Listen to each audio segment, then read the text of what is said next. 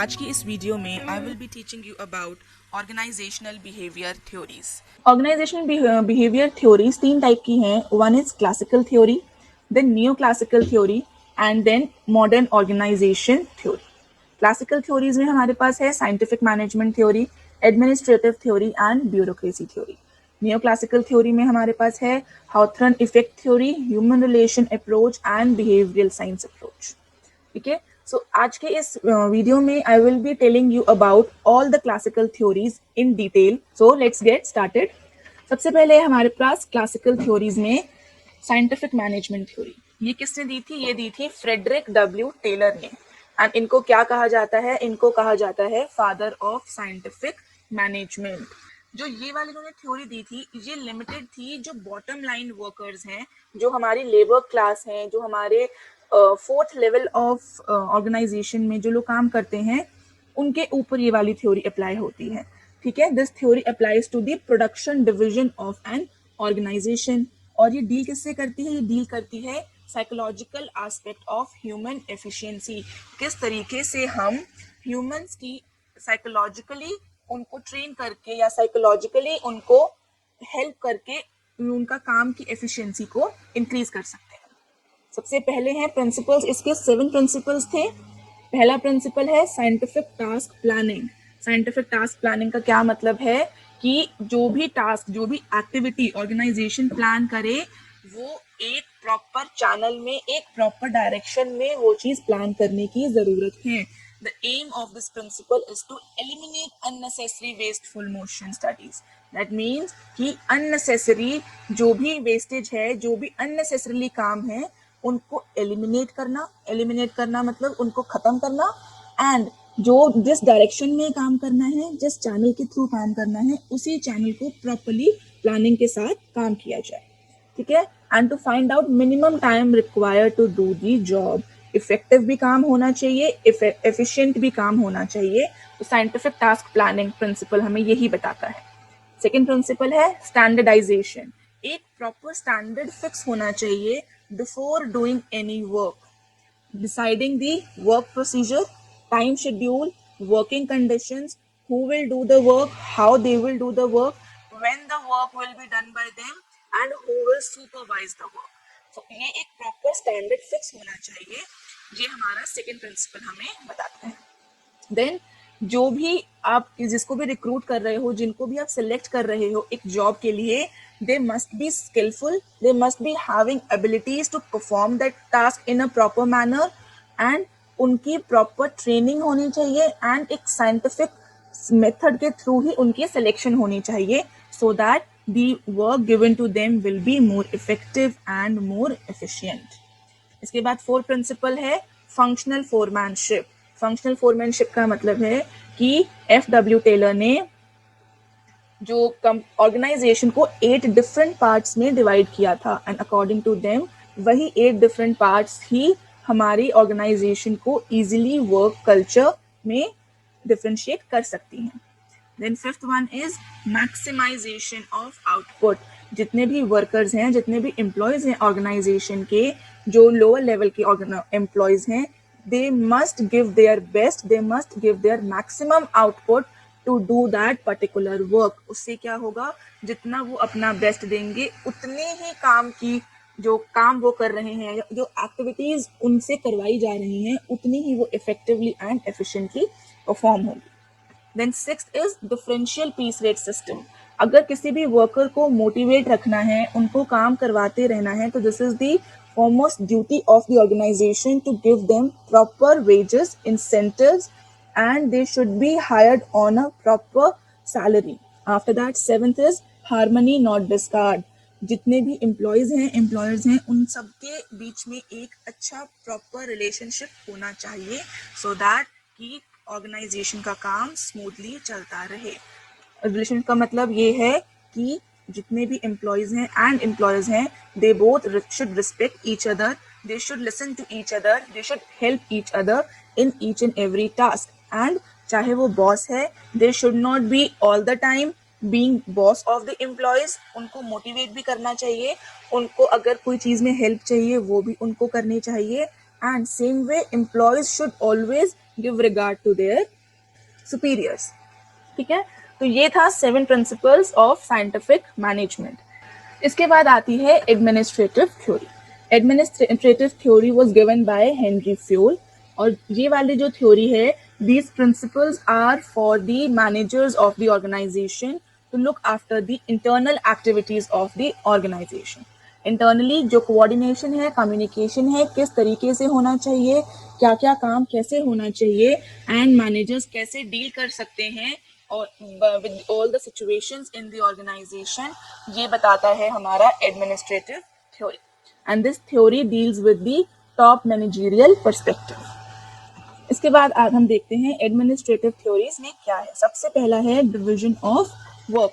Henry fuel ने ये बोला कि जितना भी काम है ऑर्गेनाइजेशन में, that work must be divided and sub divided in the various persons according to their expertise in the organisation. जिसका जो काम है, जिससे जो काम करवाना है ऑर्गेनाइजेशन में, मैनेजर को वो काम प्रॉपर्ली डिवाइड करना चाहिए, सो दैट कि वो काम प्रॉपर एक चैनल में हो सके।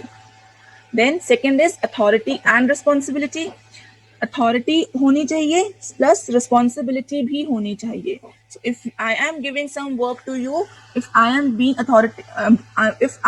अथॉरिटी टू यू, तो मेरी रिस्पॉन्सिबिलिटी भी है कि मैं वो काम सही तरीके से और सही टाइम पे प्रॉपर चैनल से पूरा करवाऊं।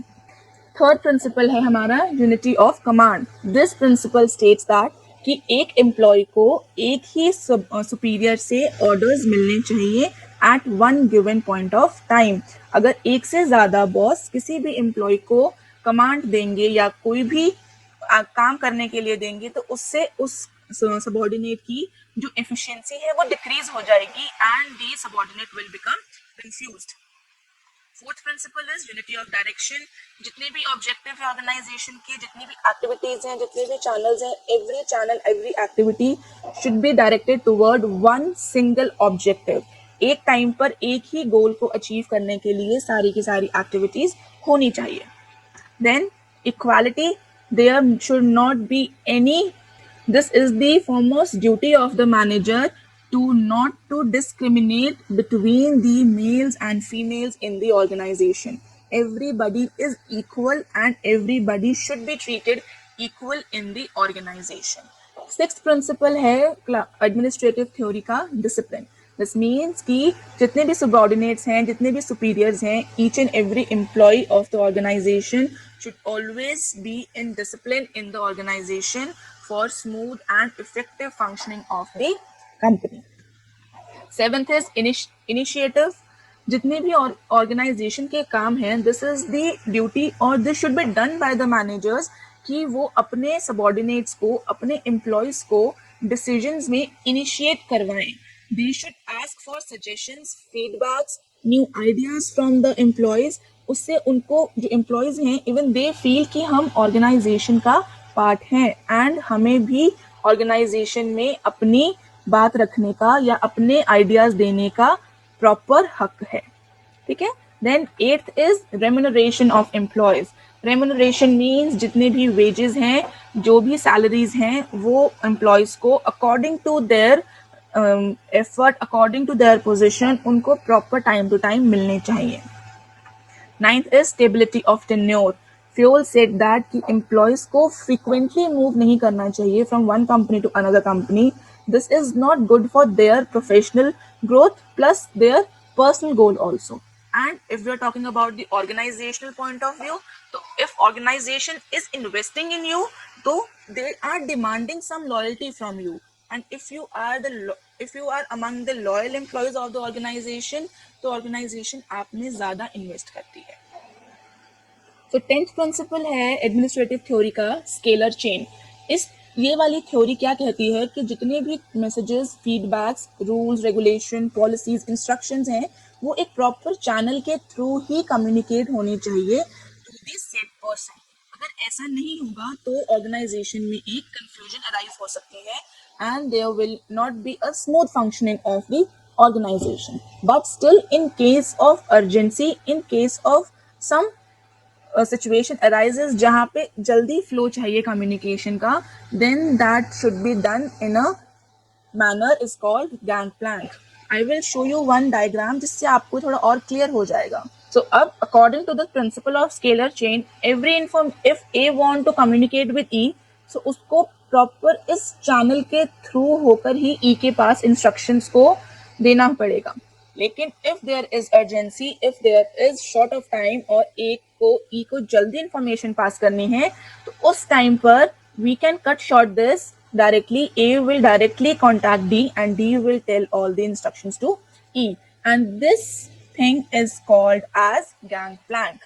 Gangplank means the shortcut of a flow of information, shortcut of communication.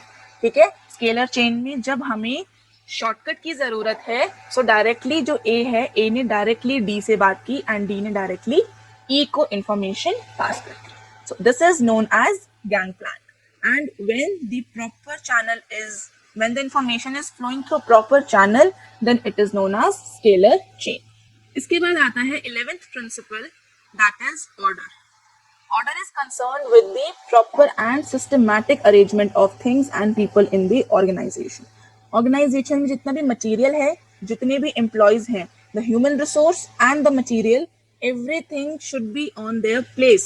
12th principle है subordination of individual interest to general interest.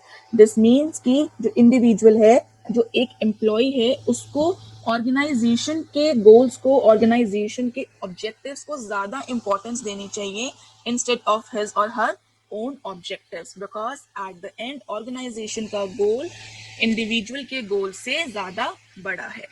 13th principle is aspirate the corps. This means कि organisation में हमेशा team spirit होनी चाहिए. Organisation को हमेशा as a team काम करना चाहिए. Although every employee is different, every department is different, all the works and responsibilities divided among the employees are different, but on a whole organization एक family है और एक one unit है, and that one unit is directed towards one single goal. So this is the duty of manager to infuse team spirit in the fellow workers. And 14th principle है centralization and decentralization. Organization को हमेशा इस चीज का ध्यान रखने की जरूरत है that when to establish the centralized organization practices and when to do the decentralization of the authorities and the responsibilities. So इस चीज का बैलेंस मेंटेन करना is the responsibility of the organization. इसके बाद हमारी थर्ड थ्योरी आती है bureaucracy theory. Bureaucracy theory is given by Max Weber. And this theory, ये थ्योरी ऑर्गेनाइजेशन के स्ट्रक्चर को डिफाइन करती है, कैसे rules and regulations various departments में असाइन होते हैं and how the employees of the organisation can perform better and better. इसके एलिमेंट्स क्या थे? सबसे पहला था hierarchy, top level, middle level and lower level किस किस तरीके से काम करेंगे, who will assign task to whom and who will work upon that task is given in this element. Second is division of work. Division of work, जिसका जो काम है, जिसको जिस काम के लिए सेलेक्ट किया गया है, he or she will do that work only because they are being hired for that work. After that, rules and regulation. Every organization, every institution is having some rules and regulations of their own. So it is the duty of manager to tell all the employees about those rules and regulations, and employees को भी वो rules and regulations properly follow करने की ज़रूरत है. Fourth one is departmentalization. If you segregate all your work in different department, उससे ज़्यादा easy हो जाता है काम करना, because every department is specialized in their working, so they will work according to that only. Fifth is narrow span of control. Narrow span of control means कि control proper होना चाहिए organization की activities के ऊपर. Sixth is records. Each and every record should be maintained properly in the organization. And seventh is impersonal relationships. जितने हमारे formal relationships important है, उतने ही हमारे informal relationships भी important हैं. And eighth one is administrative class. The administrative class should work according to the organization, should work always in favor of growing the organization. And the ninth and the last element is rationality. So इसी के साथ हमारी classical theories खत्म हो जाती हैं. कोई भी अगर आपको इस टॉपिक से रिलेटेड क्वेश्चन है, कोई क्वेरी है, आप नीचे कमेंट बॉक्स में हमें लिख सकते हैं. Just keep studying. Take care.